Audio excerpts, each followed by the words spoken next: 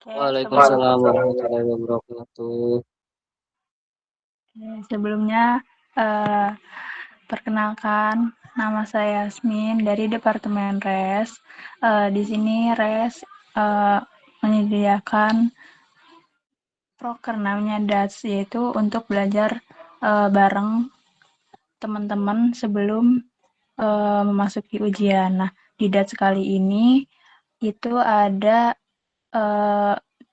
belajar tentang fisika dasar 1 yang akan ditutorkan oleh teman kalian, yaitu Zaki. Kepada Zaki, kami persilahkan.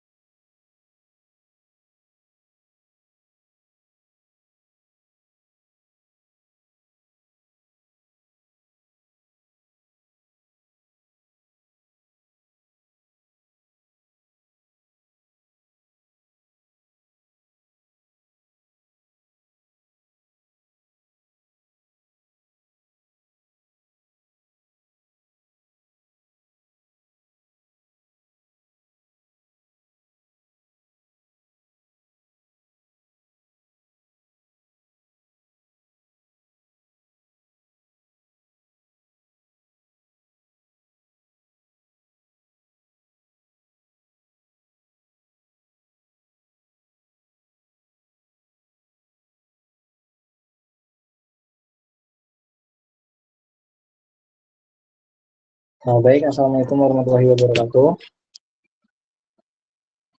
Waalaikumsalam. Waalaikumsalam warahmatullahi wabarakatuh. Jadi pada kali ini kita akan membahas fisika dasar 1 belajar bersama untuk persiapan UAS besok. Langsung saja kita ke soalnya.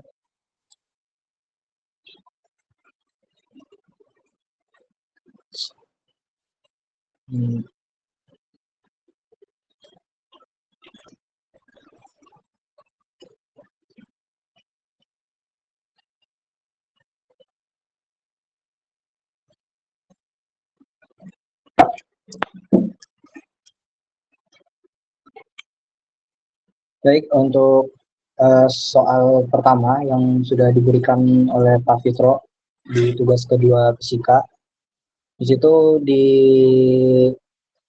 pada soal, saya bacakan soalnya terlebih dahulu. Pada gambar terdapat 3 partikel yang masing-masing memiliki massa M sama dengan 23 gram. Ketiga partikel ini dipasang pada 3 batang dengan panjang D, yaitu 12 cm, yang massanya dapat diabaikan. Rangkaian kaku tersebut berputar mengelilingi titik O dengan kecepatan sudut omega sama dengan 0,85 radian per second. Tentukan dengan acuan titik O, A. Momen inersia rotasi dari rangkaian, B. Besar momentum sudut partikel yang berada di posisi tengah, dan C. Besar momentum sudut total dari seluruh rangkaian. Oke, baik. Langsung saja. Di sini diketahui dari soal yang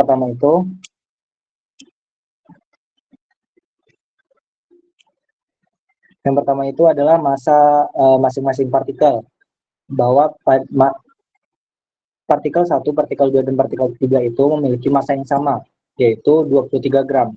Hingga di sini bisa kita tulis M1 sama dengan M2 sama dengan M3 itu adalah 23 gram. Kita bisa lihat di sini, ini satuannya kan masih dalam bentuk gram ya. Sedangkan satuan yang baku itu adalah kilogram. Maka dari itu ini harus kita konversikan dulu ke kilogram. Gram ke kilogram itu naik berapa tangga? Itu kan ada naik 3 tangga ya. Ada gram, terus deka, hekta, baru kilogram. Itu naik 3 tangga. Berarti ini jadinya 23 dikali 10 pangkat minus 3 kilogram. Jadi ini akan kita gunakan sebagai massa tiap-tiap partikel. Setelah itu di sini ada dikatakan panjang masing-masing batang itu adalah 12 cm. Dan lagi-lagi di sini satuannya belum baku, masih bentuk cm. Yang baku itu kan adalah dalam satuan meter. Sehingga ini kita konversikan lagi ke dalam satuan meter. Sentimeter ke meter itu kan naik 2 tangga ya, 2 tangga satuan. Berarti itu dibagi dengan 10⁻², atau 12 dikali 10⁻²meter. Oke. Setelah itu dari soal juga diketahui kecepatan sudutnya atau omeganya adalah 0,85 radian per second. Ini sudah baku, jadi bisa langsung digunakan. Dan ditanya itu adalah momen inersia rotasi dari rangkaian atau momen inersia total setiap partikel. Yang kedua itu adalah besar momentum sudut yang ada di tengah. Dan yang ketiga adalah momentum sudut total. Oke, langsung saja. Di sini telah ada gambarnya ya. Ini partikel 1 di sini, partikel 2 dan partikel 3. Kan karena di sini kita pertama itu untuk mencari I total, rumus I itu sendiri adalah massa dikali jarak dari titik pusat ke partikel. Massa dikali jarak dari pusat partikel dikuadratkan, yaitu M dikali R kuadrat. Karena di sini diminta adalah I total, maka dari itu kita juga harus menjumlahkan semua momen inersia pada masing-masing partikel. Oke, lanjut kita masukkan saja angka-angkanya. Kan partikelnya ada 3. Kita masukkan yang pertama itu untuk partikel 1, berarti massa partikel 1 dikali dengan jarak partikel 1 dikuadratkan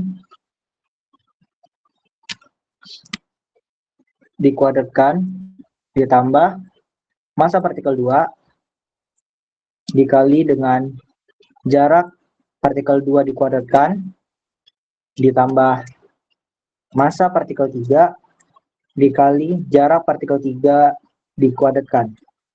Di sini teman-teman kita bisa lihat bahwa tiap-tiap batang itu memiliki panjang yang sama, sehingga dapat disimpulkan bahwa D1 itu nilainya adalah D itu sendiri, D2 itu berarti adalah penjumlahan dari jarak dari partikel 1 dilanjutkan jarak dari partikel kedua, yaitu 2D. Sedangkan yang ke partikel 3 dari pusat rotasinya berarti adalah 3D. Langsung saja kita masukkan di sini.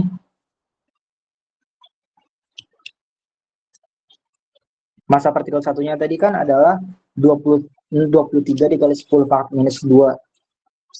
23 kali 10⁻³ kilogram.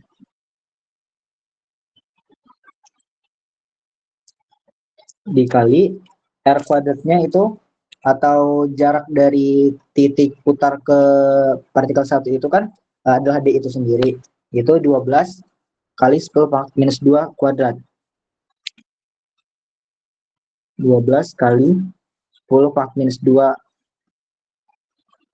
dikuadratkan.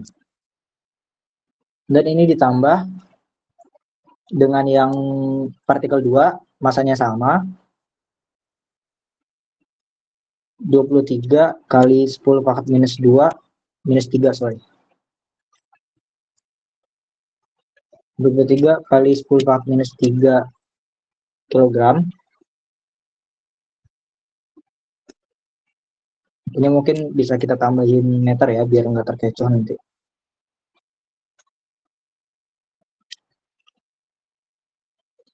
Yes. Ini dikali dengan jarak dari titik batang ke partikel 2. Tadi adalah 2 kali D. D itu sendiri kan tadi adalah 12 kali 10⁻². Berarti kalau dikali 2, yaitu 24 kali 24 dikali 10⁻² meter. Itu dikuadratkan. ditambah dengan yang partikel 3, momen inersia partikel 3, yaitu masanya sendiri itu sama, 12 dikali 10 pangkat minus, 23 maksud saya. 23 kali 10 pangkat minus 3 kilogram dikali dengan 3 kali D, berarti 3 dikali 12, yaitu 36 kali 10 pangkat minus 2.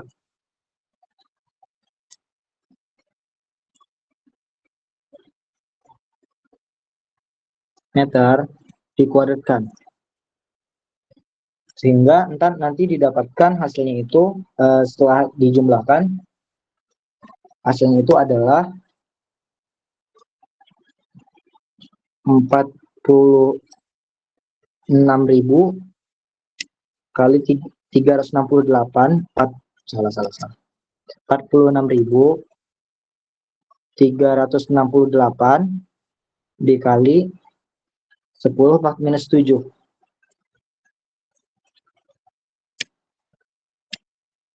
Pangkat minus 7. Dari mana 10 pangkat minus 7-nya? Dari sini kita bisa kelompokkan ya, karena masing-masing partikel itu masanya sama, sehingga nilai dari masa tiap partikel itu kan sama nih. Maka ini bisa kita keluarin aja. Jadi nanti itu kita jumlahin aja 12 kali 10 pangkat minus 2 dikuadratkan, ditambah 24 kali 10 pangkat minus 2 dikuadratkan, ditambah 36 kali 10 pangkat minus 2 dikuadratkan. Baru nanti kita kali dengan 23 kali 10 pangkat minus 3. Itu sifat apa ya? Komutatif kalau nggak salah. Itu baru kita bisa kerjakan sehingga didapatlah hasilnya segini. Untuk satuannya, karena di sini adalah massa dikali jari-jari atau dikali panjang batang ke partikel dikuadratkan, berarti untuk satuannya itu yaitu kilogram meter kuadrat.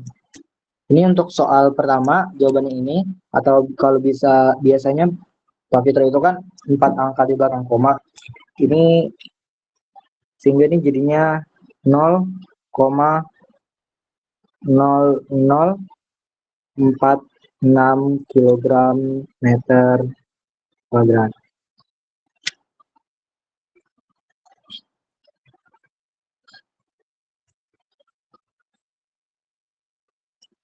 Oke, ini untuk hasil dari nomor 1A. Sampai di sini apakah ada yang ingin ditanyakan teman-teman? Oke, kalau nggak ada, saya lanjut ke yang poin 1B yang menanyakan berapa besar momentum sudut partikel yang berada di posisi tengah atau partikel 2. Jadi kita menggunakan sebelumnya momentum sudut itu kan rumusnya adalah momen inersia dikali sudut kecepatan sudut ya, atau omega. Di sini saya sudah tuliskan rumusnya, L sama dengan I dikali W, yang mana bisa kita jabarkan lagi. I itu sendiri kan adalah tadi M R kuadrat. Ingat kalau ini adalah punya si partikel 2. Berarti kita harus menginisialkan masanya punya partikel 2 dan panjang dari batang ke partikelnya yaitu punya partikel 2. Oke, dan di sini baru kita kali dengan kecepatan sudutnya. Lanjut, kita masukkan angkanya. Yang masanya itu sendiri adalah 23 kali 10 pangkat minus 3 dikali lagi dengan R kuadratnya itu adalah, karena itu partikel 2, berarti kan panjang ke batangnya adalah 2 dikali D atau 2 dikali panjang batang, atau 24 dikali 10 pangkat minus 2. Ini satuannya jangan ditinggalin teman-teman, biar mempermudah nanti penulisan satuan di akhir. Dan ini adalah meter dikuadratkan. Dan untuk omeganya sendiri tadi nilainya adalah 0,85 radian per second. Oke, setelah itu ini langsung kita kalikan saja. Nanti hasilnya itu didapati 1126.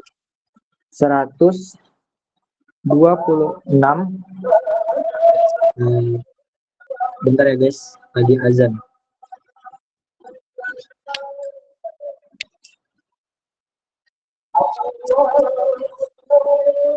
Kita break sebentar.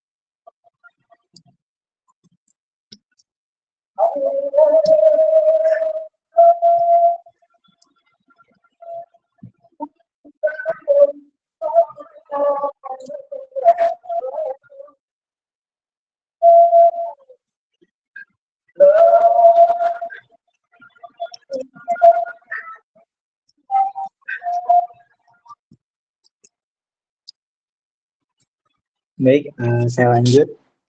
Tadi hasil perkalian dari 23 dikali 24 dikuadratkan itu adalah 1.126.080 dikali 10 pangkat minus 3 dikali 10 pangkat minus 2 dikuadratkan atau 10 pangkat minus 4. Jadi pangkatnya dijumlahin, minus 3 ditambah minus 4 itu adalah 10 pangkat minus. Bentar, ini sepertinya ada, oh benar. Oh ya, di sini kan baru minus 7 ya. Sedangkan di sini itu kalau saya konversikan lagi kan 85 dikali 10 pangkat minus 2. Jadi minus 2 ditambah minus 4 minus 6 ditambah minus 3 jadi minus 9. Didapatlah hasilnya itu 1.126.080 dikali 10 per minus 9. Untuk satuannya sendiri itu adalah kilogram meter kuadrat per second. Kenapa radiannya nggak masuk? Nggak masuk karena radian itu tidak memiliki dimensi yang jelas. Ya teman-teman, ini kalau kita konversikan ke satuan yang biasa Pak Fitro gunakan, yaitu 4 angka di belakang koma, itu adalah 0,0039 kilogram meter kuadrat per second. Oke, ini untuk soal nomor 1B. Sampai 2 soal di sini, ada yang ingin ditanyakan teman-teman? Oke, sepertinya tidak ada.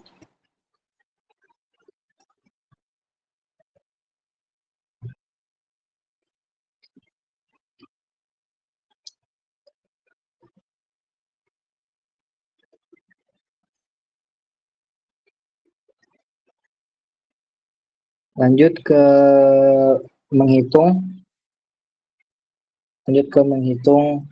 besar momentum sudut total dari seluruh rangkaian atau L-tot. L-tot itu rumusnya momen inersia total atau keseluruhan partikel dalam satu rangkaian tadi dikali dengan kecepatan sudut. Rumusnya adalah L total sama dengan I total dikali omega. Jadi kan I totalnya udah kita temuin ya teman-teman ya. Itu segini nih nilainya. 0,0046. Saya tulis dulu ya. 0,0046 kilogram meter kuadrat dikali dengan omeganya sendiri. Omeganya berapa? 0,85 radian per second. Oke, ini langsung dikali aja.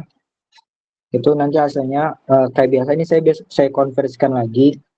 Ini jadi 46 kali 10 pangkat minus 5 ya. Karena ini kan untuk dia maju ini harus melewatin 3 nol. Terus biar dia jadi 30. Iya 30. Untuk dia jadi 46 aja. Terus yang sini kan adalah tadi 85 kali 10 per minus 2. Saya kebiasaan dari dulu emang kayak gitu. Jadi 10-nya itu biar mempermudah saya kelompokin dulu. Jadi nanti 10 sama 10, terus angka biasa sama angka biasa. Jadi enggak bilangan berkoma banget. Lanjut, di sini adalah 46 dikali 85. Itu adalah 39.440 dikali 10 pangkat minus 7. Satuannya apa? Nah, kita hapus dulu ini. Mengganggu. Satuannya apa? Kalau perkalian itu, satuannya itu bisa kita coret-coret ya. Kalau penjumlahan itu harus sama. Harus seiras, harus pokoknya seversi deh gitu. Kalau yang ini, kan ada kilogram, ada meter kuadrat, sama radian per second. Kayak tadi juga radian ini diabaikan karena radian tidak memiliki dimensi. Jadi ini satuannya adalah kilogram meter kuadrat per second. Bisa dilihat kan, ini satuannya sama dengan di atas. Itulah bukti mengapa pentingnya menuliskan satuan dari awal pengerjaan, biar kita nggak terkecoh, biar satuan momen Indonesia apa, satuan besar momentum apa, biar kita nggak terkecoh. Lanjut, ini bisa kita konversikan lagi ke 4 angka penting. Angka penting, sesuai kaidah angka penting. Ini ada 4 angka biasa di belakang koma kalau di Pak Fitro, yaitu 0,00.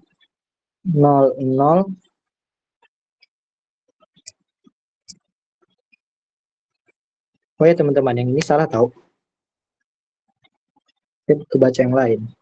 Ini harusnya itu 0,0011. Kalau yang ini baru 0,0039 kilogram meter kuadrat per second. Oke, untuk soal nomor 1, A, B, C-nya kita udah selesaiin. Sampai di sini ada yang ingin ditanyakan nggak, teman-teman? Sok aja bertanya, nggak apa-apa kok. Sebelum kita lanjut ke soal nomor 2, kayaknya nggak ada yang bertanya. Alhamdulillah kalau udah pada ngerti. Sok Irfan mau nanya.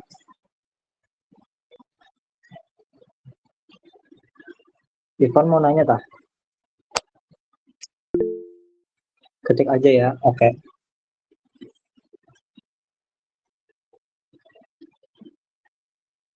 Kolom chat di mana sih? Oh.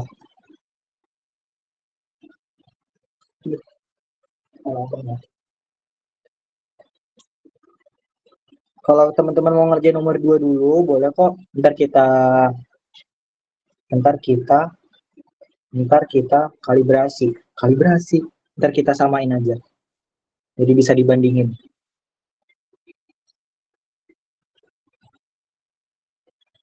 Selagi menunggu Irfan bertanya, 0,0046 sama dengan 46 kali 10 pangkat minus 5 atau 46 kali 10 pangkat minus 4. Bentar, 2.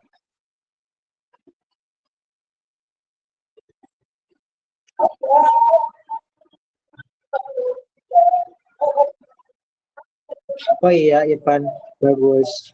Minus 4 ya harusnya. Oh iya. Sip. Oke. Kita berarti thank you Irfan. Bentar. Berarti dari mana ini? Dari sini berarti bedanya.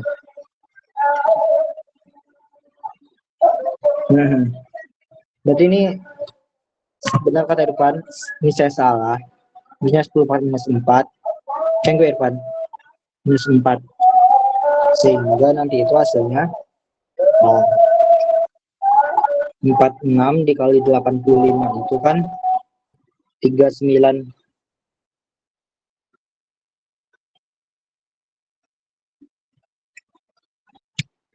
Ini tadi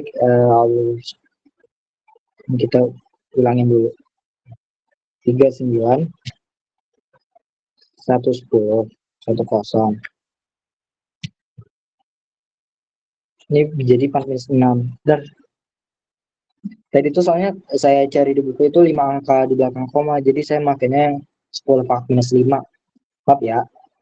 Berarti ini juga ini jadi berubah ya. Jadi awalnya itu kan tadi saya bilang 39.000. Ini jadinya karena kita cuma ngambil 4 angka, jadinya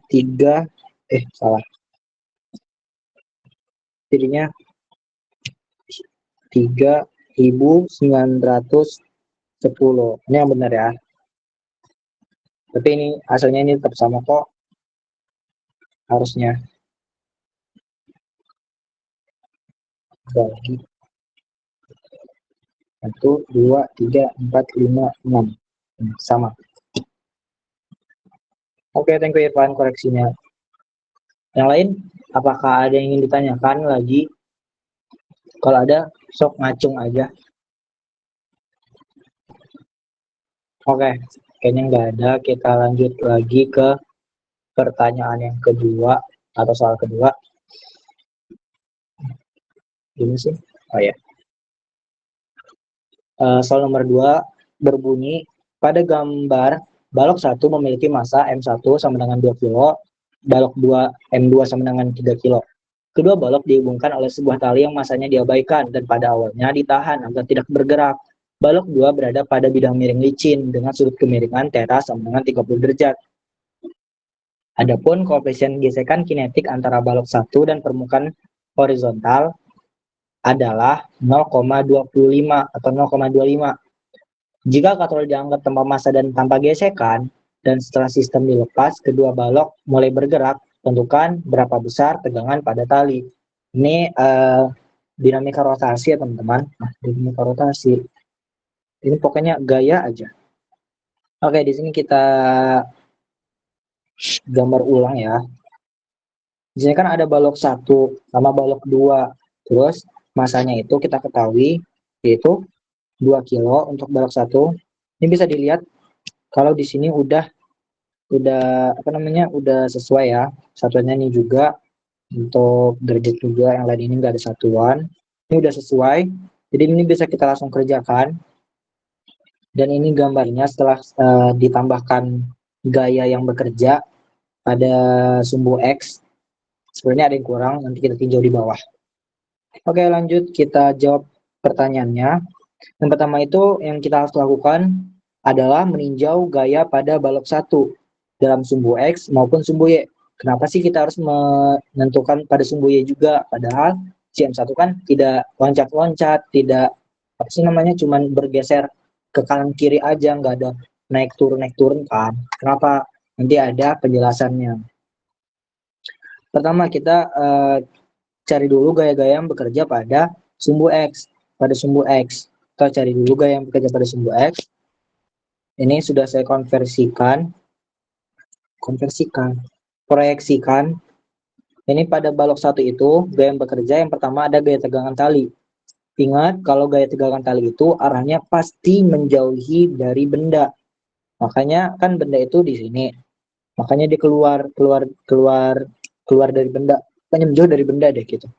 Sedangkan koefisien gaya gesek itu adalah berlawanan dengan gaya yang diberikan terhadap si benda. Ingat, di sini kan kita ketahui ya kalau M2 itu lebih besar daripada M1 sehingga percepatannya pasti ke bawah. Karena kan balok 2 itu lebih berat. Jadi si balok 2 ini memiliki massa yang lebih berat sehingga balok 1 ikut tertarik ke arah balok 2 gitu. Makanya percepatannya ini ke arah serong bawah. Oke, lanjut. Dan di sini juga sudah diproyeksikan terhadap sumbu Y, yaitu ada gaya normal, sama ada gaya berat itu sendiri. Kenapa dihapus?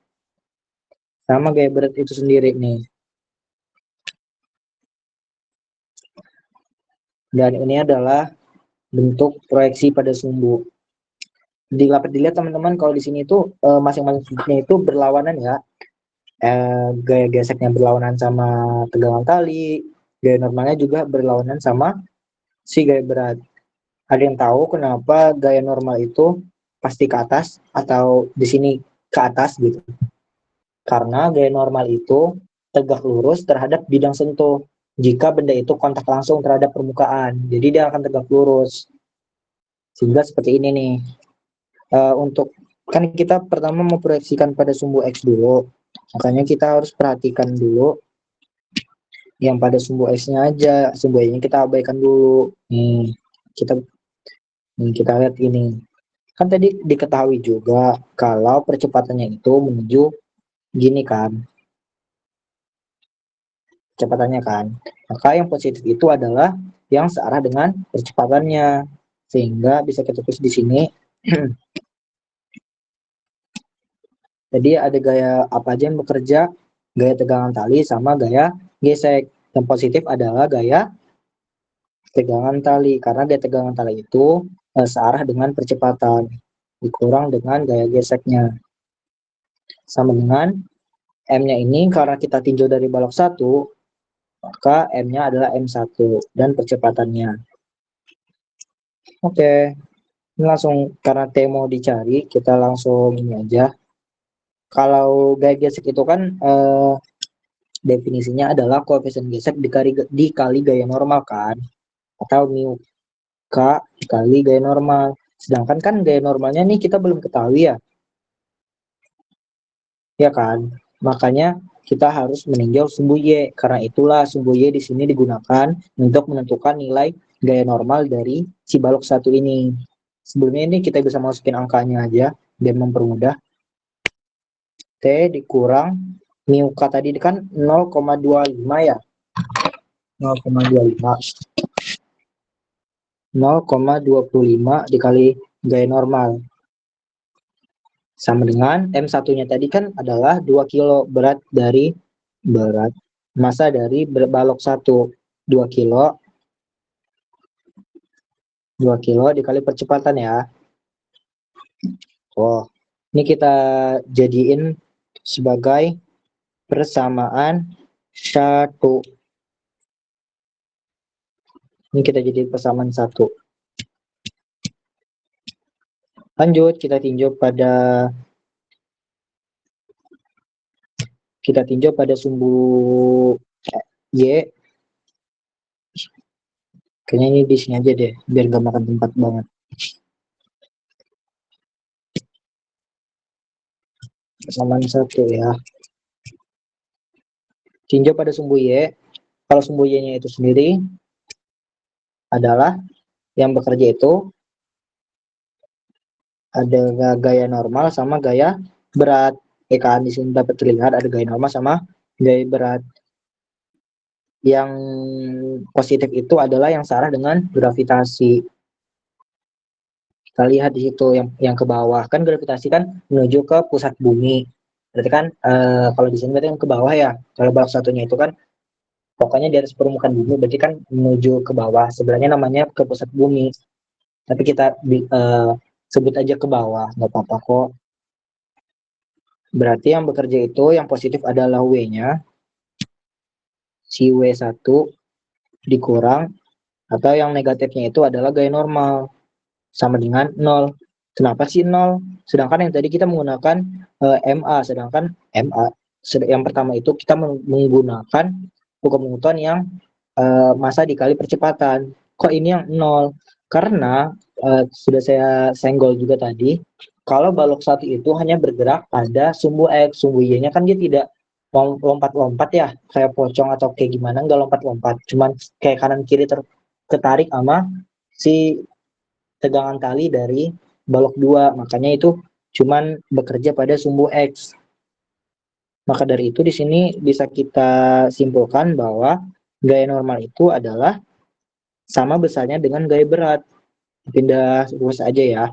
Gaya normal benda satu itu adalah sama dengan gaya beratnya. Kenapa sih gaya berat dari benda satu? Rumus gaya berat apa teman-teman? M1 dikali G sama dengan G normal. Berapa M1-nya? 2 kilo. Dikali percepatan gravitasi di sini dipakai yang 10 ya. Ini 10 meter per second kuadrat. Sama dengan gaya normal. Kali deh, yaitu 20 Newton. Atau 20 kg meter per second kuadrat itu adalah Newton itu sendiri. Ya. Habis itu, karena ini sudah ketemu, bisa kita masukkan, nanti bisa kita masukkan ke persamaan 1. Pada persamaan 1 ini, karena si N-nya udah ketemu nih. N-nya udah ketemu, maka ini bisa kita lanjutkan persamaan 1 tadi yang masih stuck, bahwa T dikurang 0,25 dikali 50 kali 50 kali 20 kali 20 itu sama dengan 2 kg atau 2 kilo A, atau T sama dengan gini deh, T dikurang 5, ini beratnya satuannya Newton ya kalau gaya, sama dengan 2 kg dikali percepatan. Oke, ini persamaan 1 finalnya ini. Persamaan 1 finalnya. Terus kita lanjut untuk meninjau gaya pada balok 2 untuk menentukan si tegangan talinya, karena kita harus menggunakan 2 persamaan yang teman-teman untuk mengeliminasi. Lanjut. Ini ada meninjau gaya balok 2 pada sumbu X. Kenapa nggak pada sumbu Y? Karena tidak digunakan sama sekali sumbu Y-nya, nggak pakai gitu. Jadi jangan buang-buang waktu deh gitu. Ini sudah saya tulis gaya-gaya yang bekerja Yang pertama itu kan ada gaya tegangan tali sama gaya berat itu sendiri. Tapi kan gaya berat itu nggak sesumbu Y. Maka itu kita gunakan yang namanya proyeksi pada sumbu salah teman-teman. Gaya tegangan tali ini kan pada sumbu X, sedangkan si gaya berat ini kan berada di tengah-tengah antara sumbu X sama Y. Jadi kita harus menggunakan proyeksi pada sumbu X untuk menentukan gaya beratnya terhadap sumbu X, si balok 2 ini. Untuk gaya normal sama gaya berat pada sumbu Y nggak digunakan. Enggak, karena pokoknya itu nggak kepake deh nanti di soal. Makanya daripada kita lama-lamain kan besok pas UAS, ini kita tinjau aja yang digunain. Ini ada gaya tegangan tali itu sendiri sama gaya berat pada sumbu X. Lanjut.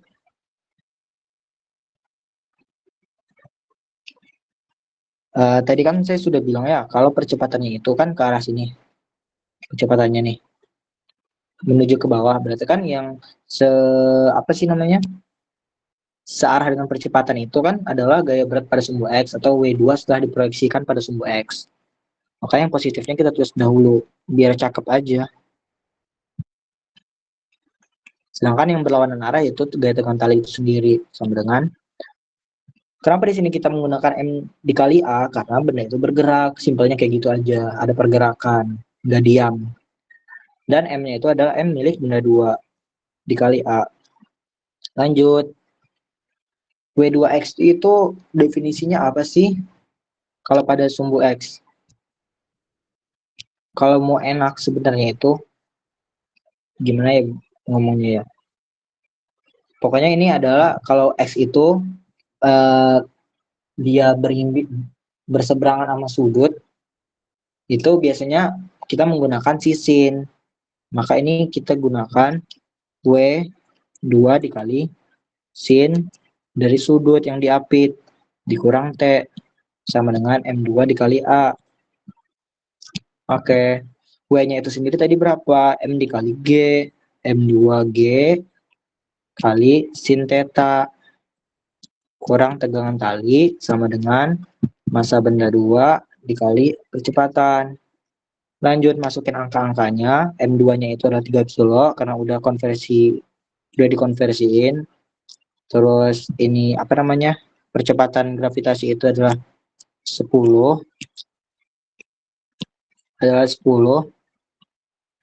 meter per second kuadrat kali percepatan ya. Dikali sin theta. Sin 30 dikurang T sama dengan M2 tadi berapa? 3 kilo. Ini bisa kita kerjain. 3 dikali 10 itu 30. Sin 30 itu berapa? Setengah. Berarti 30 dikali setengah itu adalah 15. 15 apa? Lihat satuannya kilogram meter per second kuadrat itu adalah Newton. Berarti ini adalah 5. Kita geser aja ke kiri. Pokoknya dari 3 dikali 10 dikali sin 30 itu adalah 15. 15 Newton dikurang tegangan tali sama dengan 3 kilogram kali percepatan itu sendiri. Oke, ini adalah persamaan 2 yang final. Karena kita udah memiliki 2 persamaan di sini, kita bisa menggunakan namanya sistem eliminasi terhadap persamaan 1 dan persamaan 2 untuk menemukan T ataupun A, terserah kita mau nemuin yang mana dulu. Tapi kalau untuk nemuin A-nya kayaknya bisa-bisa saja. Tapi saya biasanya ngehapus si A dulu. Ini kita langsung aja masukin di bawahnya ini persamaan 1 ya. Persamaan 1 tadi kan adalah T dikurang 5 ya. T dikurang 5 Newton sama dengan 2 kilogram A. Ya kan? Lihat di sini guys, tandanya T ini positif. Eliminasi ya. Di sini eliminasinya eliminasi penjumlahan atau pengurangan. Kita lihat aja kita mau ngilangin siapa. Kayaknya kalau mau ngilangin si A ini rada susah. Soalnya kita harus kali dulu ribet. Ini kita ngilangin T doang. Karena koefisien T-nya udah sama, cuman beda tanda aja. Karena di sini minus, T-nya ini minus, dan T yang di sini plus. Kalau dikurangi, min T dikurang T, itu kan min 2T. Itu kan nggak kehabis kan, berarti solusinya adalah kita jumlahin agar min ditambah positif itu kan habis, min T ditambah T habis, atau T dikurang T itu 0. Sehingga ditambahin aja 15 ditambah 5 itu 20 Newton sama dengan 3 ditambah 2 itu 5 kilo dikali A. Lihat di sini teman-teman. T-nya kan ini udah hilang ya. Bentar. T-nya ini kan udah hilang. Terus kita bisa menentukan si percepatannya. Caranya gimana? Caranya adalah, ayo ini ada yang salah. 15 ditambah min 5 itu adalah 10. 10 Newton sama dengan 5 kg dikali percepatan. Kalau kita mau cari percepatannya doang, berarti kan itu dibagi ya, 10 Newton dibagi 5 kilo. Ketemulah percepatannya adalah 2 meter per second kuadrat. Ini percepatannya. Baru kita masukin ke persamaan 1 atau 2 bebas. Kita masukin ke persamaan 1, substitusikan.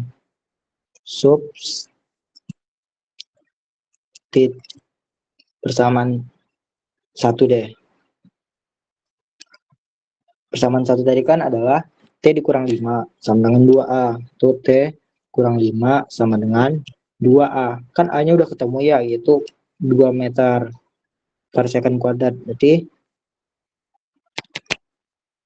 ingat, jangan lupa satuan 2 kg dikali 2 meter per second kuadrat. Langsung deh ketemu nanti 3 kurang 5 Newton sama dengan 4 kg meter per second kuadrat atau 4 Newton. Sehingga T sama dengan 4 ditambah 5 Newton atau 9 Newton. Jadi gaya tegangan tali yang bekerja pada sistem ini adalah sebesar 9 Newton. Oke, nice. Oke, ini udah soal kedua. Apakah ada yang ingin ditanyakan teman-teman? Sok aja, nggak apa-apa. Sebelum kita lanjut ke yang ketiga.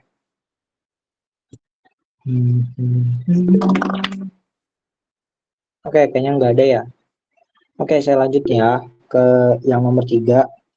Yang nomor 3 itu soalnya sebuah inti atom tak stabil bermasa 17 dikali 10 pangkat minus 27 kg mula-mula dalam keadaan diam. Nih ada hint nih, keadaan mula-mulanya adalah diam. Dan kemudian pecah menjadi 3 partikel. Jadi si atom yang tadi 1 kepecah menjadi 3 partikel. Partikel satunya ini bermassa 5 kali 10 per minus 27 dan bergerak sepanjang sumbu Y positif. Jadi dia nggak bergerak pada sumbu X karena cuma bergerak sepanjang sumbu Y positif aja. Laju pergerakannya berapa? 6 kali 10 per pangkat 6 meter per second. Untuk partikel 2 sendiri, masanya itu 8,4 kali 10 pangkat minus 27 kg. Ia bergerak sepanjang sumbu X positif. Dan berarti dia nggak bergerak nih pada sumbu Y, baik negatif maupun positif. Berapa sih laju pergerakan partikel 2? Yaitu sebesar 4 kali 10 pangkat 6 meter per second. Jika massa total ketiga partikel sama dengan massa atom awal, maka tentukanlah kecepatan partikel yang ketiga. Oke, sini sudah saya tulis apa aja yang telah dikasih tahu dari soal. Yang pertama itu adalah massa mula-mula si satu atom yang satuannya itu adalah 17 kali 10 pangkat minus 7 dan bla bla bla, ini semua sudah ditulis, ini ada dari soal. Dan dikatakan bahwa massa atom 1 yang sudah dipecah tadi ya, massa partikel 1, 2, dan 3 jika dijumlahkan itu sama dengan massa atom yang belum kepecah atau massa mula-mulanya. Dan ditanya itu adalah V3 atau laju partikel ketiga. Jawab. Langkah pertamanya yaitu kita menentukan momentum dari partikel 1. Karena partikel 1 ini hanya bergerak pada sumbu X dan tidak bergerak pada sumbu Y, maka kita hanya berfokus pada sumbu X.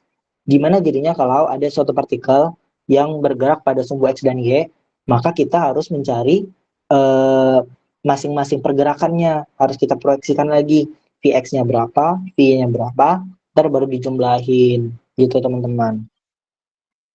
Lanjut. Sini kita mencari momentum dari Px.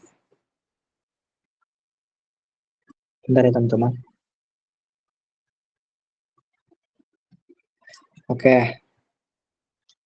Momentum itu sendiri kan rumusnya adalah P sama dengan M dikali V. Oke, saya salah lagi nih. Ini harusnya pada sumbu Y, bukan sumbu X. Y.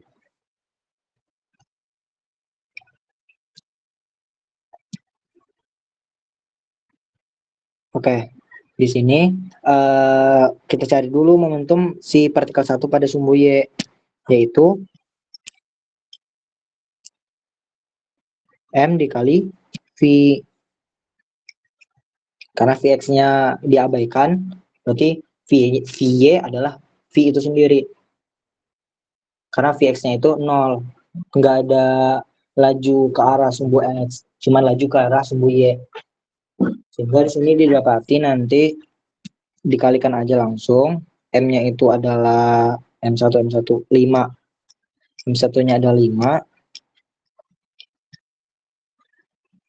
5 kali 10 pangkat minus 27 kilogram dikali dengan lajunya, yaitu 6 kali 10 pangkat 6 meter per second. Setelah dikali nanti ketemu hasilnya 30 dikali pangkat minus 27 dikali 6 berapa? Minus 27 dikali 6 itu kan minus 27 ditambah 6 itu kan minus 21. Minus 21 ya. Satuannya apa? Kok minus 21 sih? Kali 10. Minus 21 ya. Satuannya apa? Langsung aja kita jumlahin. Kilogram sama meter per second. Kilogram meter per second. Ini ntar ketemulah. Ini nolnya bisa kita sumbangkan ke minusnya biar nggak terlalu miskin. Jadi 3 dikali 10 pangkat minus 20 kilogram per meter second. Oke. Ini untuk momentum P1Y-nya ya. Lanjut ke momentum P2X.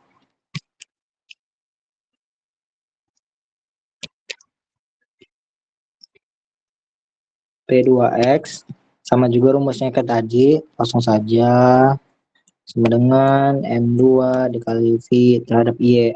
Karena V terhadap X, karena Y-nya itu nggak bergerak, jadi kelajuan partikelnya itu adalah sama dengan kelajuan pada sumbu X. M2 itu berapa beratnya? 8,4 kali 10 pangkat minus 27 minus dikali ini kilogram. Kebiasaan. Dikali dengan kecepatan atau lajunya itu adalah 4 kali 10 pangkat 6 meter per second. Langsung kita kali aja. Ntar ini ketemulah hasilnya 3,36 kali 10 pangkat minus 20.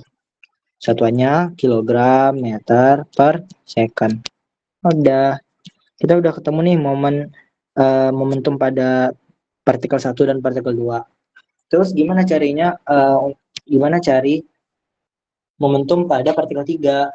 Kita harus ingat yang namanya kekekalan momentum, bahwa momentum pada kadar mula-mula suatu sistem atau suatu partikel itu akan sama dengan momentum akhirnya. Kan tadi dibilang ya, kalau yang pertama itu keadaannya diam. Kita tinjau lagi. Kan momentum itu kan rumusnya adalah M dikali V. Jika V-nya ini 0 atau keadaan diam, maka si M ini kan dikali 0 jadi 0. Maka momentumnya itu adalah 0. P sama dengan 0. Jika F itu sama dengan 0. Tapi dari sini tuh kita simpulkan bahwa si P0-nya adalah 0. P0-nya ini pada sumbu apa? Pada dua sumbu, baik sumbu X maupun sumbu Y. Jadi nanti karena di sini P2 momentum partikel 2 pada sumbu Y-nya adalah berbentuk koefisien juga, begitu juga dengan momentum partikel 1 pada sumbu Y, pasti nanti pada momentum partikel 3 itu akan menutup atau meniadakan momentum dari kedua partikel ini. Lah, gimana caranya? Kan dia cuma satu partikel, gimana caranya dia bisa menghanguskan dua momentum sekaligus? Karena satu partikel itu dapat memungkinkan untuk bergerak pada dua sumbu X maupun sumbu Y. Nanti kita akan ketemu nih arah pergerakan dari partikel 3 kemana. Oke, di sini sudah saya sebutin tadi ya, kekekalan momentum adalah P0 sama dengan P1Y ditambah P2X sama dengan ditambah P3. Sedang yang P3 ini karena kita nggak ketahui dari soal dia bergerak pada sumbu apa, maka kita uraikan pada masing-masing sumbu. Sehingga kita uraikan dulu pada sumbu X ya teman-teman. Kenapa di sini 0? Karena P0-nya 0. Karena P-nya 0, P0-nya 0.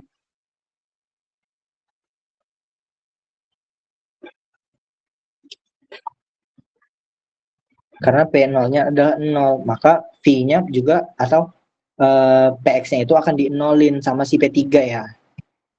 Oke, kita konversikan ke Px-nya atau momentum pada sumbu X dalam ketiga partikel ini. Sebenarnya di sini tuh ada yang namanya P1X. P1X, kenapa nggak saya masukin? Karena tadi sudah dikatakan bahwa partikel 1 itu hanya bergerak pada sumbu Y. Jadi berarti si X-nya ini nggak ada pergerakan, V-nya 0, kayak tadi lagi. Kalau V-nya 0 berarti momentumnya nggak ada, atau 0 juga momentum pada partikel 1. Sehingga itu P2X ditambah P3X sama dengan 0.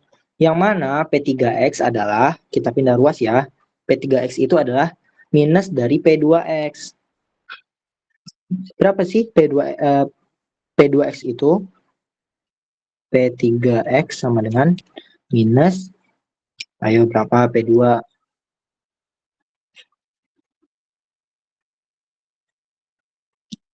P2X adalah 3,36 minus 3,36 kali 10 4 minus 20. Kecil-kecil lagi ya terusnya, kilogram meter per second. Atau ini joule ya, tahu. Terus yang Y-nya juga kayak gitu juga, berarti setelah kita masukin itu nanti hasilnya adalah minus dari P1Y. P1Y-nya tadi adalah 3 kali 10 pangkat minus 20. Maka di sini kita garisin dulu ya. P3Y sama dengan minus dari 3 kali 10 pangkat minus 20 kilogram meter per second. Lihat, di sini kok ada tanda minus. Apakah mungkin? Ya mungkin saja, karena momentum adalah sebuah vektor yang memiliki nilai dan arah. Lihat tadi, katanya kalau dia bergerak P2X itu kan bergerak pada sumbu positif. Jadi kalau minusnya adalah si partikel 3 ini bergerak pada sumbu negatif, sumbu X negatif.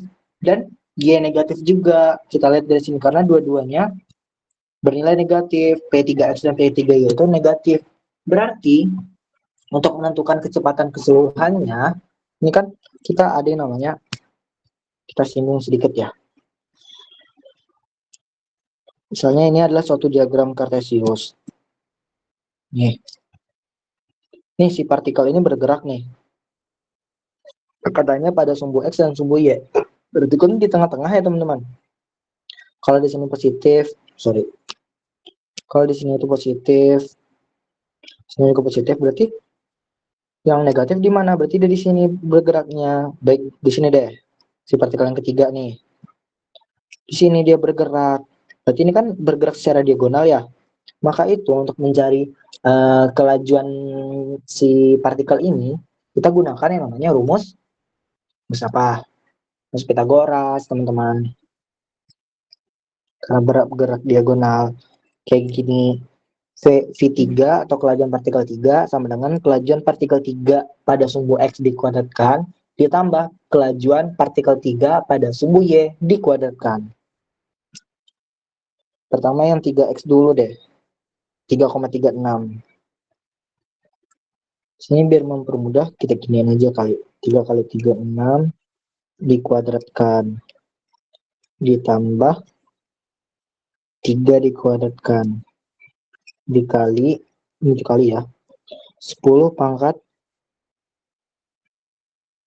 min 20. 10 pangkat minus 20 dikuadratkan berapa? 10 pangkat minus 40. Di akar lagi ya tetap.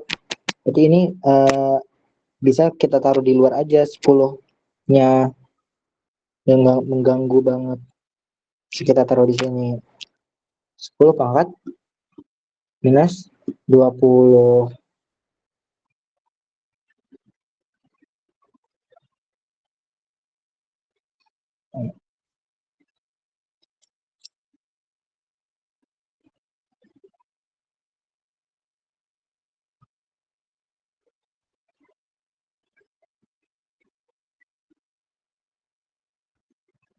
Oh sorry teman-teman, kita belum sampai ke sana ya. Maafkan. Harusnya kita harus nyari V-nya dulu. Ini kan baru kita cari ketemu P-nya ya. Maaf.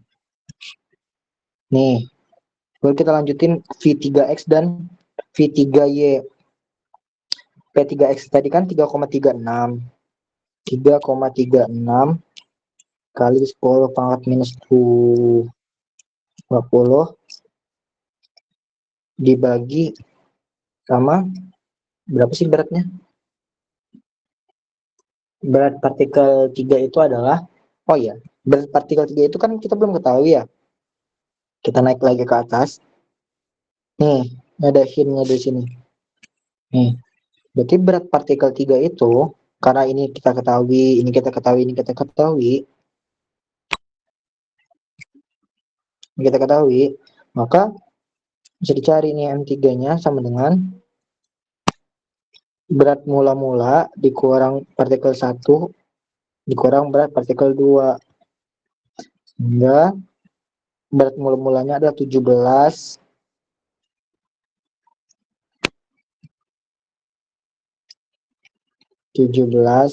kurang partikel satunya adalah beratnya adalah 5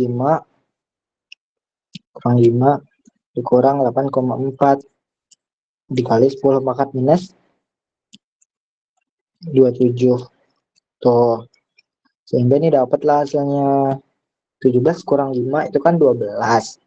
12 dikurang 8,4 itu kan 3,6 ya. Iya, 3,6 kali 10 pangkat minus 27 kilogram. Nih berat partikel 3. Baru deh ini kita masukin ke yang tadi. 3,6 kali 10 pangkat minus 27. Ini sehingga nih didapati hasilnya adalah pangkatnya dulu deh, kita pangkat minus 27. Minus 20 ditambah 27 itu kan 7. Ini 10 pangkat 7. Berarti ini adalah 10 pangkat 7. Sedangkan 3,36 dibagi 3,36 dibagi 3,6 itu adalah 0,933 dikali 10 pangkat 7, atau di sini tulisnya adalah 9,33 kali 10 pangkat 6. Ini adalah kelajuan pada sumbu X. Kita tinjau juga kelajuan pada sumbu Y, kayak tadi juga. P3Y-nya berapa? P3Y-nya adalah 3 ya. P1Y-nya.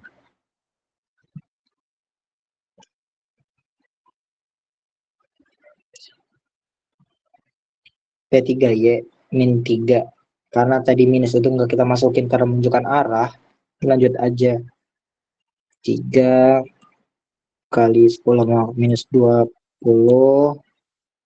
Satuannya jangan lupa ya. Ini karang gemot jadi nggak saya tulis satuannya. Ih, panjang banget. Kita geser aja ini. Dikit ya. Bagi sama si ini berapa? Berat M3 tadi 3,6 ya? Iya. 3, jeleknya 3,6 kali 10 pangkat minus 27. Ini satuannya ditulis ya nanti teman-teman. Ini saya gara-gara ngemuat. Ini ntar hasilnya adalah 8,33 kali 10 pangkat 6. Apa? Meter per second. Juga ya, meter per second ya. Baru deh yang dua ini tadi kita masukin ke sini. Itu ada 9,33 dikuadratkan ditambah dengan 8,33 dikuadratkan. Kayak tadi juga 10 pangkat 6-nya kan harusnya ikut dikuadratin, terus nanti diakarin lagi. Itu kan percuma aja. Ini kita bisa taruh di luar aja. Nah, nanti ini ketemulah hasilnya itu akar 0,152 kali 10 pangkat 6 sama dengan 0,395 kali 10 pangkat 6. Ini hasilnya. Ini hasilnya ya.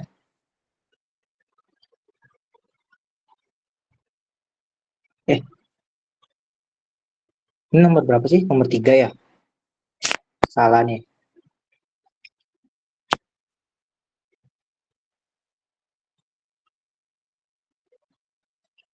Nanti ini ketemu aja hasilnya. Ntar saya hapus dulu. Bakal ketemu hasilnya itu adalah 1,25 dikali 10 pangkat 7 meter per second. Ini hasil yang benar. Terus untuk perhitungan ini kalian cek lagi ya. Karena saya keliru. Jadi kesimpulannya saya tulis di mana ya? Di sini aja ya. Jadi partikel 3 itu dia bergerak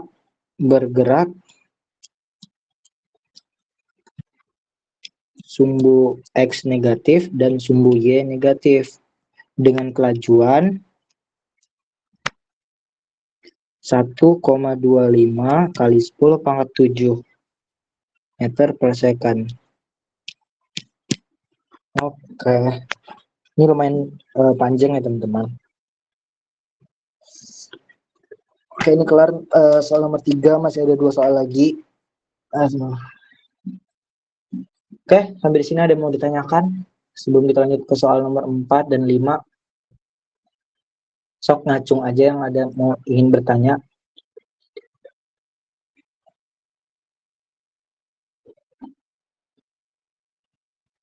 Sepertinya tidak ada. Kita lanjut ke soal nomor 4. Dikatakan pada soal itu, ini pada permainan bola voli. Pada bola voli putri, bagian atas net berada pada ketinggian 2,24 meter dari lantai. Dan ukuran lapangan pada setiap sisi net adalah 9 meter dikali 9 meter. Dengan menggunakan jump service ya, seorang pemain memukul bola pada titik setinggi 3 meter dari lantai dan berjarak horizontal 8 meter dari net. Jika kecepatan awal bola arahnya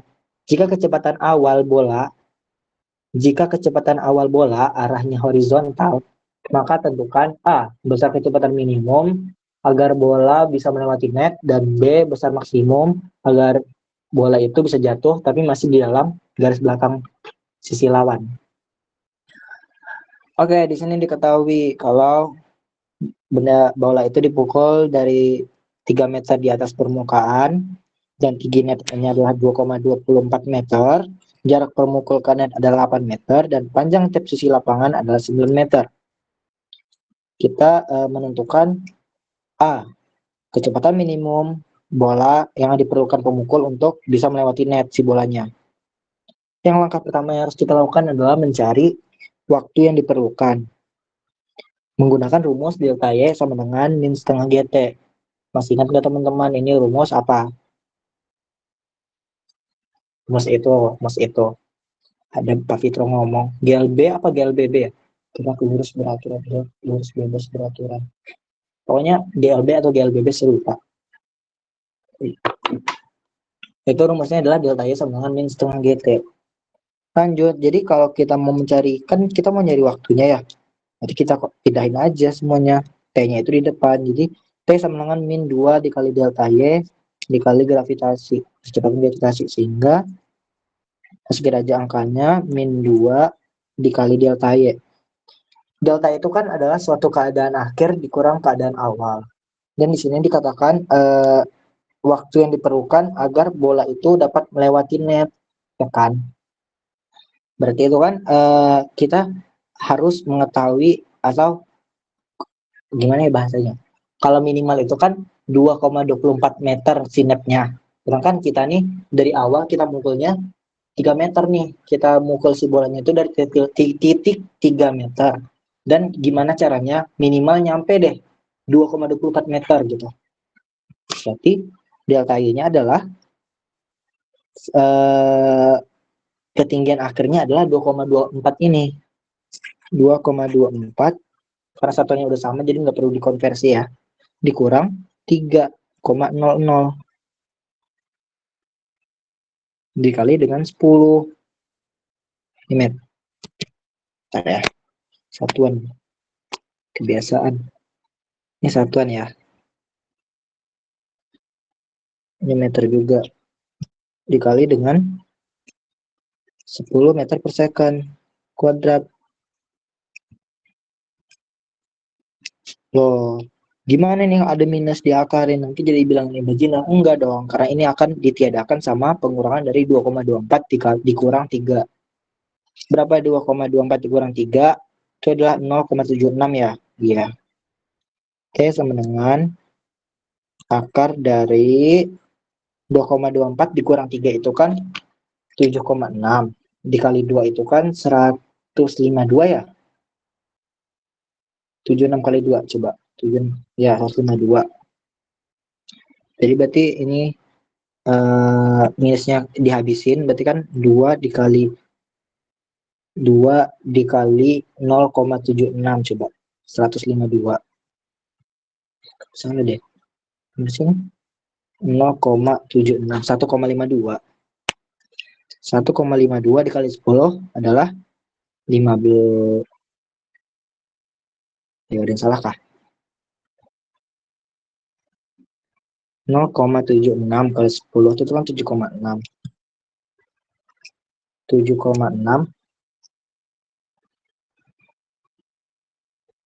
7,6 dikali 2 15,2. Kenapa ya bisa 15,2? Ayo, ada yang bisa ini enggak bantu enggak? Kecepatannya benar kan 10? Gravitasi 10 benar kok. Ya benar.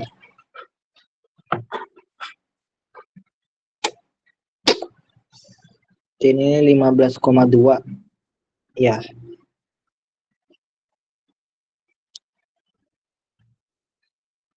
(15,2).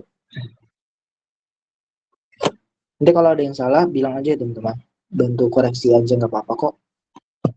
Nanti waktu yang diperlukan adalah sebesar berapa detik? 3,8987 second. Karena meter dikali meter habis. Ayo, apa yang salah di sini nih? Oh iya, benar. Kita hapus dulu. G-nya harusnya di bawah ya.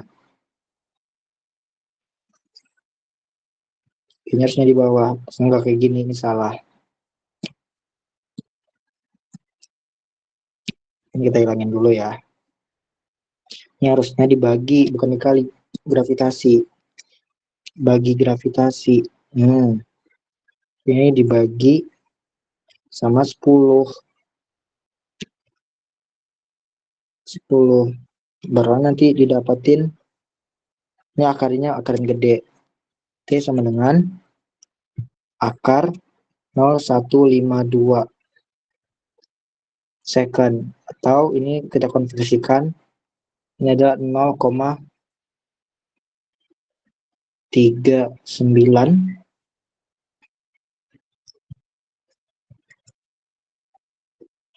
second. Gimana sih? Huruf S sama huruf I-nya sama. Nah, gitu aja. 39 second. Itu waktunya. Terus disuruh tentukan kecepatan. Kan kecepatan itu rumusnya adalah perpindahan per waktu ya.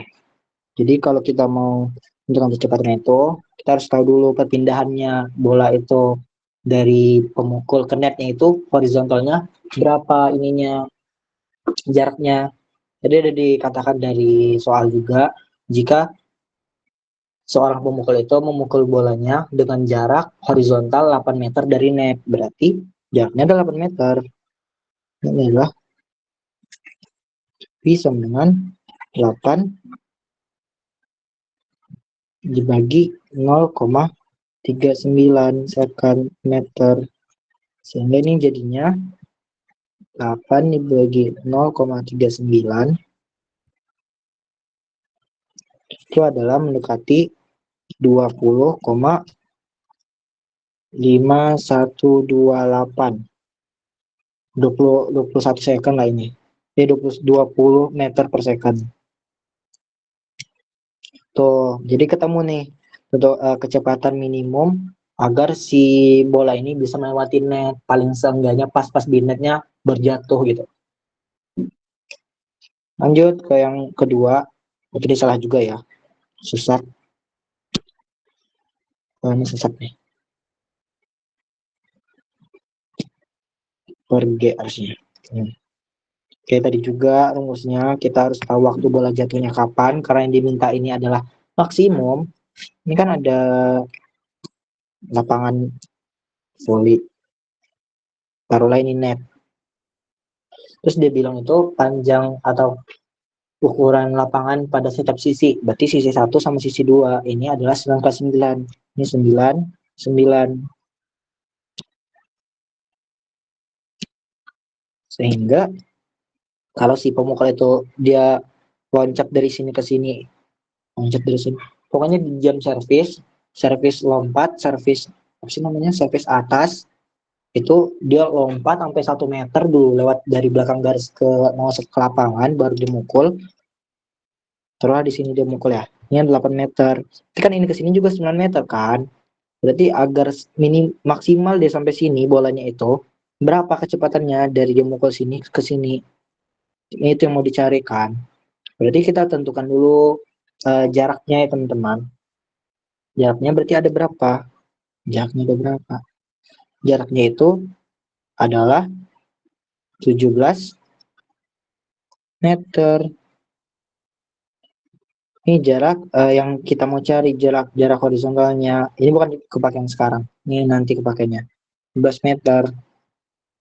Sedangkan kalau yang delta Y-nya ini kayak tadi juga, berarti itu adalah selisih vertikal. Jadi kapan bola itu jatuh jadi 0 tuh, pas di lantainya 0. Nah itu dari 3 meter, dari dia nembak 3 meter ke 0. Berarti kan posisi Y akhirnya itu adalah 0, sedangkan Y awalnya itu adalah 3 meter. 3 meter. Sehingga T sama dengan akar min 2, 0 dikurang 3, 0 dikurang 3 min 3 ya. Min 3 dibagi 10. T sama dengan 6 di akar 6, akar 0,6. Ketemulah nanti hasilnya 0,775. 0,775 second.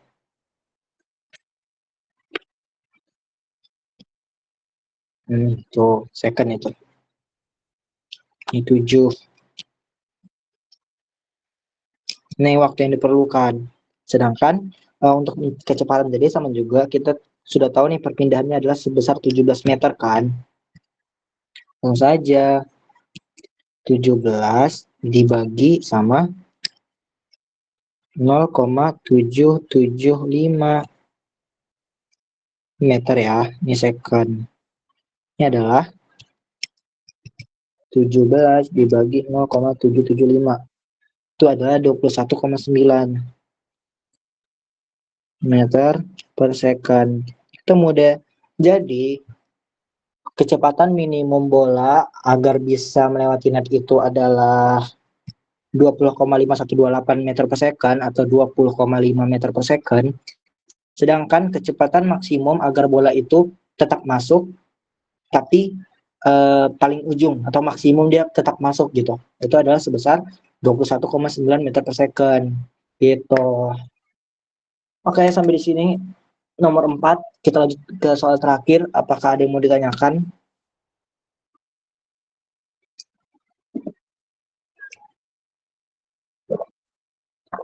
Untuk 4 angka pentingnya nanti teman-teman bisa perhitungan sendiri aja ya. Ntar pakai kalkulator aja.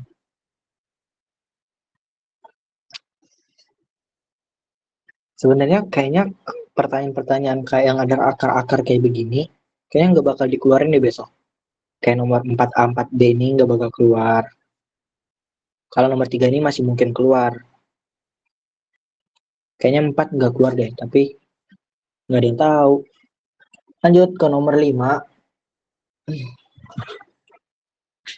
Satu-satunya gaya yang bekerja pada sebuah benda bermassa 2 kilo saat benda tersebut bergerak sepanjang sumbu X berubah terhadap posisi seperti yang ditunjukkan pada gambar. Skala pada sumbu vertikal gambar tersebut ditentukan oleh Fs sama dengan 4 Newton. Kecepatan benda pada posisi X sama dengan 0 adalah 4 meter per second. Tentukan A. Energi kinetik benda pada X pada posisi 3 meter. B. Pada posisi keberapakah benda memiliki energi kinetik sebesar 8 Joule, dan berapakah energi kinetik maksimum pada benda selang dari posisi 0 hingga posisi 5. Oke, ini kita akan meninjau lagi kurva-kurva superhero ini. Akan kita tinjau lagi. Pertama itu kita ketahui di sini M-nya, V0-nya. Kenapa dibilang V0? Karena dibilang pada posisi 0 atau X sama dengan 0 kan nih. Pada posisi X sama dengan 0. Maka V0-nya adalah 4 meter per second. Tentukan. Terus gunanya si V0-nya apa? Kita untuk menentukan si EK atau energi kinetiknya. Lanjut. Di sini nih. Nanti kita akan mengotak-atik si kurva. Bentar, kita harus cari dulu. Kita jawab untuk yang A itu untuk menentukan energi kinetik pada benda X sama dengan 3 meter. Yang pertama itu harus kita tentukan namanya energi kinetik mula-mula. Karena apa? Karena rumus dari usaha itu adalah selisih dari energi kinetik atau delta EK, energi kinetik akhir dikurang energi kinetik awal. Gitu. Maka itu kita harus menentukan EK nolnya untuk menemukan EK pada posisi keberapa. Karena W-nya ntar kita bisa cari dari si kurva ini. Oke, lanjut. Jawab yang A. Tentukan EK nolnya terlebih dahulu. Kan rumus EK itu adalah setengah MV kuadrat. Karena di sini diminta EK posisi awal, berarti V-nya juga V posisi awal. Berarti rumusnya jadinya energi kinetik awal sama dengan setengah. Berapa massa bendanya, teman-teman? Massa bendanya adalah 2 kilo. 2 kilo dikali kecepatannya berapa, teman-teman? 4 meter per second. Nih, 4 meter per second. Ini dikuadratin. Setengah dikali 2 itu 1 kilogram. Ininya jangan dihilangin. Jangan dihilangin nanti walaupun ini hilang setengah sama 2. 4 dikuadratin ini 16. Berarti ini kan sisa 1 kilo. 1 kilo dikali 16 meter kuadrat per second kuadrat. Ingat kalau kuadratnya itu punya 4, punya M, dan punya S juga. Jadi tiga komponen itu dikuadratin. Biar kita bisa menentukan satuannya. Berapa EK nolnya jadinya, Zaki? Itu adalah 16 kg meter kuadrat per second kuadrat atau 16 Joule. Oke. Setelah kita temukan, setelah kita ketahui nih EK nolnya, maka itu habis itu kita cari EK-nya, EK pada posisi 3. Gimana carinya? Kita menggunakan W dong. Nih, hitung usaha ketika X sama dengan 3. Gimana, Zaki? Usaha rentang dari posisi 0 ke 3 itu adalah luas dari bagian bawah kurva. Karena usaha itu adalah turunan atau integral gaya terhadap perubahan. Bukan turunan ya. Diferensial gaya terhadap perubahan. Sehingga kalau integral itu kan luas kurva. Berarti ini luas kurvanya mana? Ini ke sini. Ini salah.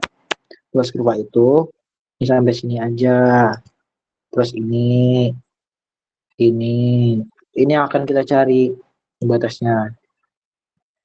Ini kita cari, ini kita cari, ini kita cari. Gimana caranya, Jaki? Yang pertama itu bangun geometri apa, teman-teman? Pada posisi 1. Dari 0 ke 1 deh. Dari 0 ke 1. Untuk apa ini? Segitiga.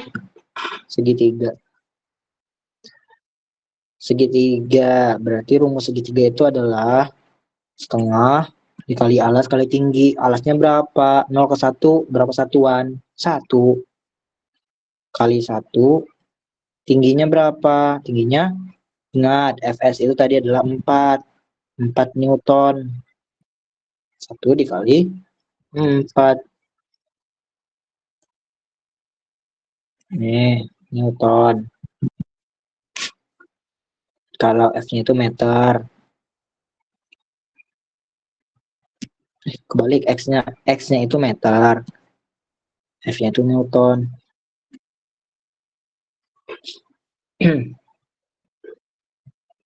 Bentar ya, teman-teman.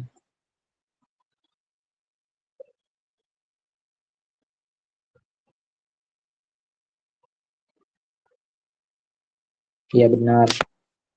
1 meter dikali Newton. Ditambah yang kedua ini apa bentuknya? Juga segitiga. Besarnya juga sama, 1. Tapi di sini min. Karena apa? Karena dia Malah, kenapa dia min coba? Kenapa dia min? Ntar kita cari sama-sama ya.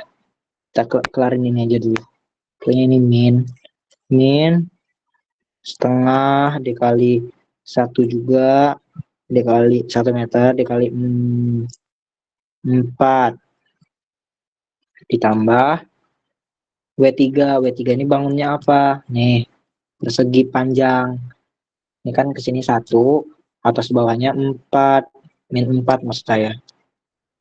Sehingga ditambah 1 meter dikali min 4 Newton. Ini Newton ya. Ntar ketemu di hasilnya. Hasilnya itu adalah min 4 Joule. Yeay. 4 Joule.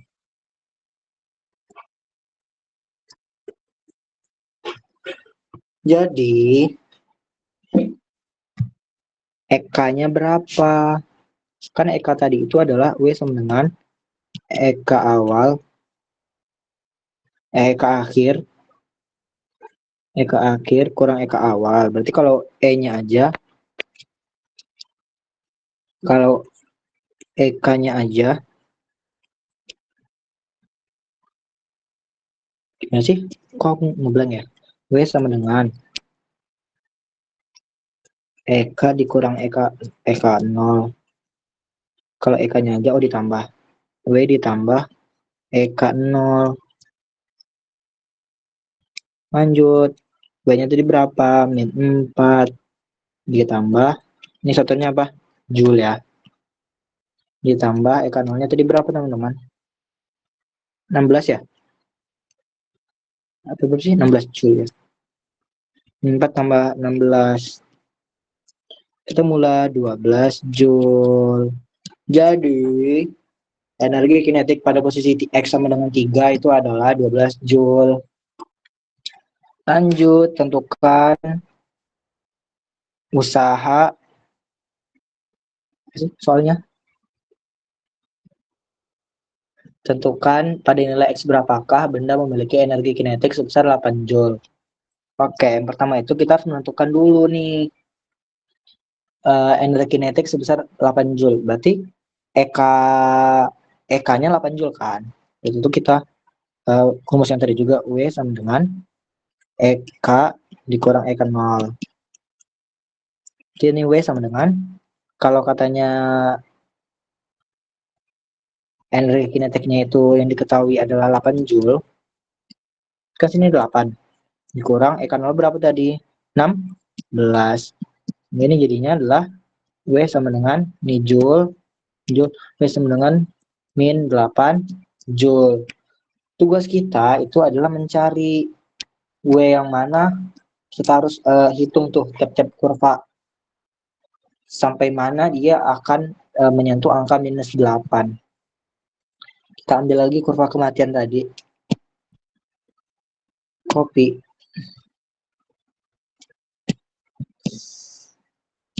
Apapun keluar. Sini aja deh. Tadi kan kita udah ketemu sampai sini batas sampai 3 tadi berapa? Ayo, sampai 3 tadi adalah min 4 Joule. Ini sampai 3. Nih. Kita lanjutin yang ke sini. Ini ke sini satuannya 1. Atas ke bawahnya berapa? 4. Karena ini persegi panjang, berarti rumus W4 itu adalah 1 meter dikali 4 Newton. Min ya.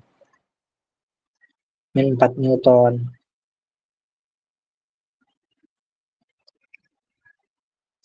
Itu adalah minus 4 Newton. Berarti berarti usahanya ini bernilai negatif karena gaya berlawanan arah dengan perpindahan. Misalnya perpindahan ke kanan, si gaya malah narik ke kiri. Jadi makanya itu usahanya bernilai negatif karena lebih gedean si usaha kan. Si gaya kan. Ini ketemu nih min 4. Sedangkan W1 sampai 3 tadi ada berapa? W0 sampai 3 tadi kan 4 Newton. min 4 Newton juga. Kok Newton sih, Zak? Joule maksud saya mah. Kan W0 sampai 3 tadi juga min 4 Joule. Berarti kalau W0 sampai 4 berapa? Ya min 8, deng.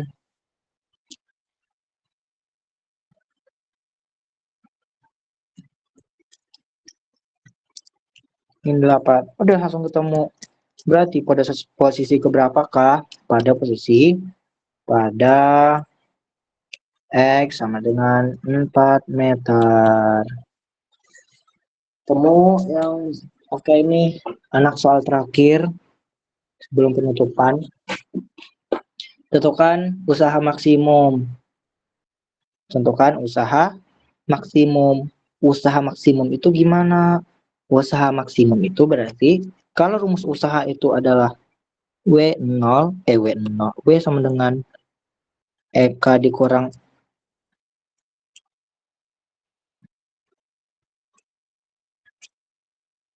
kebalik ya. Usaha akhir kurang usaha awal. Kebalik sih.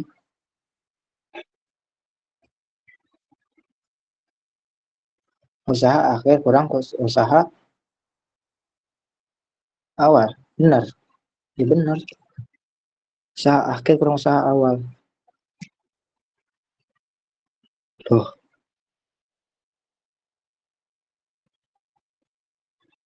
Ntar. Apakah ada yang salah?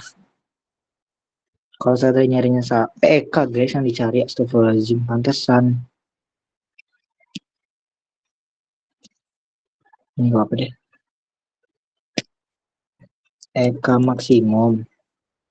Karena EK yang mau dicari paling besar. Berarti kan EK itu adalah W ditambah EK 0 kan. Dipindah ruas aja. Berarti kalau EK-nya kita ketahui itu adalah 16. Berapa W-nya? Berarti kita harus cari W yang paling besar. Untuk biar si EK-nya ini maksimum juga. Berarti ini carinya W yang paling maksimum kan. Kita lihat dari kurva. Selain si posisi 0 sampai hingga 1, 1 ke 2 sampai 1 ke 5 ini, lihat deh.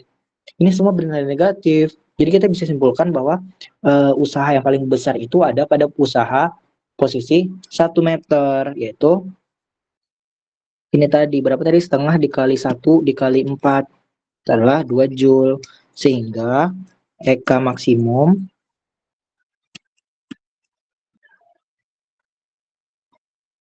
berapa? 2 Joule. Kita tulis aja lagi deh. Setengah kali 1 meter kali 4 Newton ditambah 16 Joule sama dengan 2 Joule ditambah 16 Joule sama dengan 18 Joule. Udah deh, kelar. Jadi energi kinetik maksimum pada benda ini adalah 18 Joule pada posisi 1. Udah guys. Sampai di sini dari soal nomor 1 sampai nomor 5 C. Masya Allah. Susah juga lumayan. Dan jangan lupa juga kalian pelajari juga ya soal kuis kemarin yang ada benda pada katrol meja itu. Terus ada yang usaha W1, W2, W3 itu juga dipelajari lagi. Itu kan soal kuis kemarin. Kayaknya itu bakal ada yang keluar salah satunya. Kan kita nggak ada tahu ya. Sampai di sini ada yang ingin ditanyain guys dari kelima soal ini. Jadi ini akan saya share gambarnya. Insya Allah. Apa ada yang ingin ditanyakan? Anissa Noviana, terima kasih. Tap-tap layar. Assalamualaikum Zaki. Anissa. Di sini ada Bang Tete loh Anissa.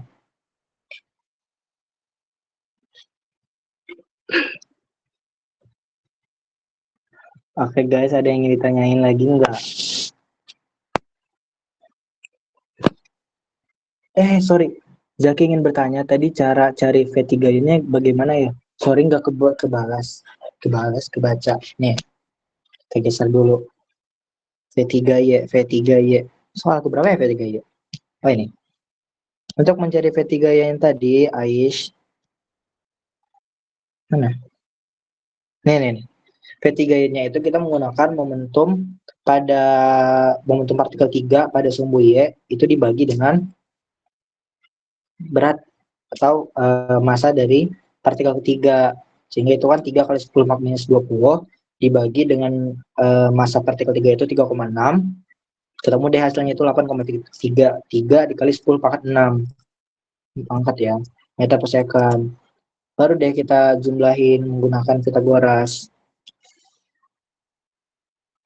Sampai di sini ada yang ditanyain guys?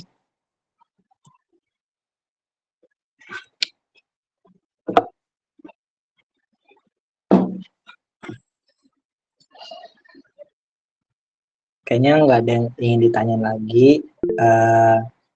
Oh, Zara. Silakan Zara. Ini Umi bukan sih? Assalamualaikum Jaki. Ini Umi kan? Iya, mau nanya Iya. ya.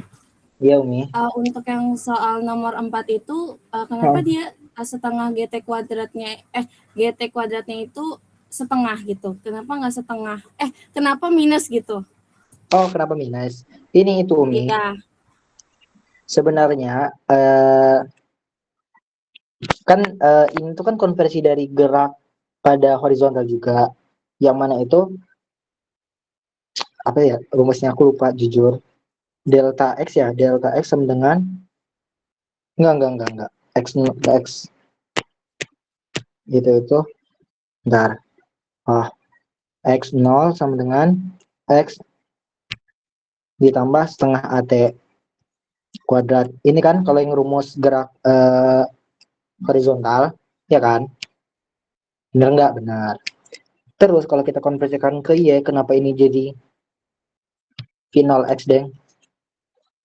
Ya, V0 X kali X0 sama dengan, enggak ada V0-nya ya? Enggak. Terus, cariin sih. Bentar ya, kita cari dulu. Rumus GLB.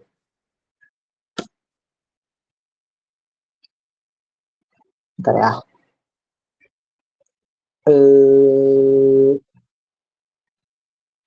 GLBB ya? Oh iya, GLBB maksudnya. Bentar ya, Umi. Kita belajar bareng, bersama-sama.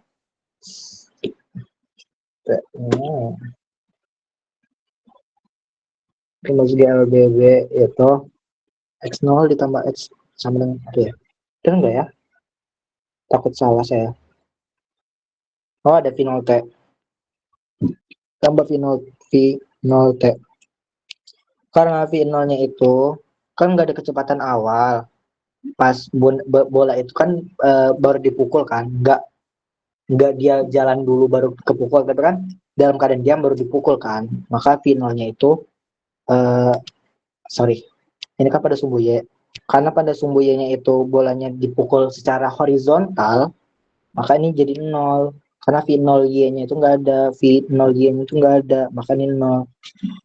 Kan dibilang tadi itu bola dipukul dengan kecepatan secara horizontal berapa meter per second. Berarti secara horizontal. Secara vertikalnya nggak ada. Kan bola nggak dipukul servis. Berarti dia kan servis gini ya, bukan servis gini. Yang kayak gini. Servisnya tuh gini, baru no kick. Gitu kan. Bukan dari bawah ke atas ke bawah lagi, tapi dari atas menuju bawah. Secara horizontal. Terus kenapa ini jadinya minus? Karena ini ada hubungannya dengan percepatan gravitasi. Jeki lupa, tapi ada kok penjelasannya, bentar. Kenapa jadinya delta Y sama dengan min 1/2 GT kuadrat. Duh.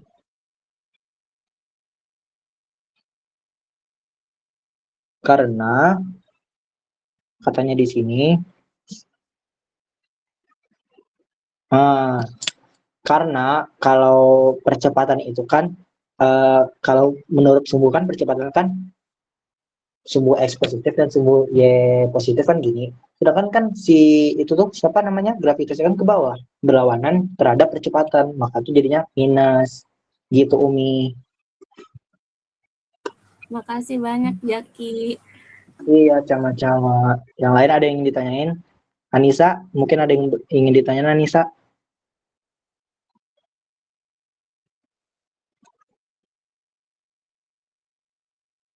Kalau nggak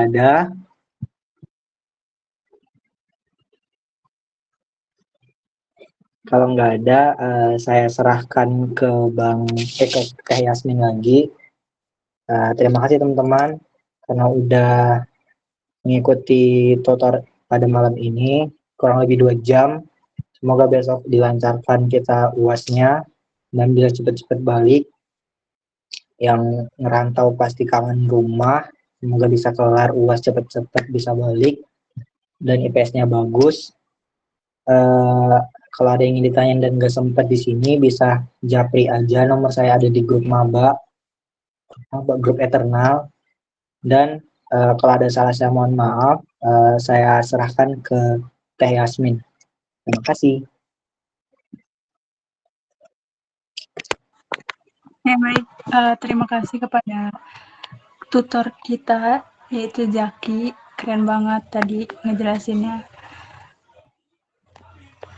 Kalau teman-teman masih ada yang belum ditanya, boleh untuk ditanya ya kembali ke Zakinya ataupun di kolom chat pada Meet ini.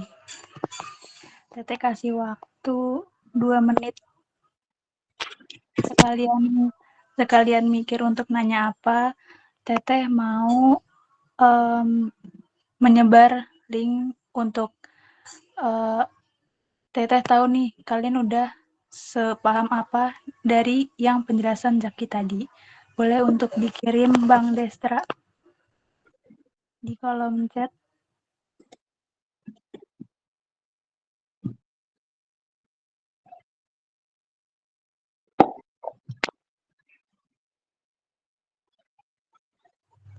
Oke, boleh diisi ya teman-teman untuk link Google Form-nya.